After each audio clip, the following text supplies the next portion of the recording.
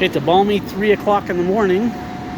It's just too hot to shoot out here in this paint booth with the sun because it gets really hot in here. Even at 70 degrees out, it got to 100 in here. So I had to wait till tonight, but no big deal. So anyways, this is the final base is on. I'm about to start clear coating. So far it looks like it's coming out really nice, really clean. Paint booth's definitely doing its job. So I kind of like it. I don't know if I'm going to like cleaning it up tomorrow, but we'll see how that goes.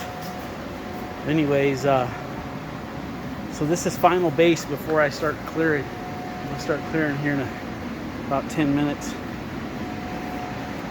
think I'm going to try and tack this off a little bit real quick. Just get some of this dust off of it.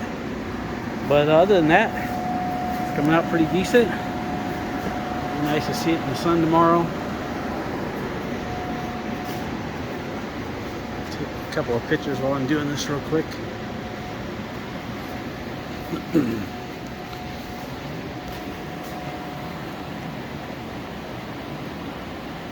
And so far I've had this paint booth going since about 8:30 this morning.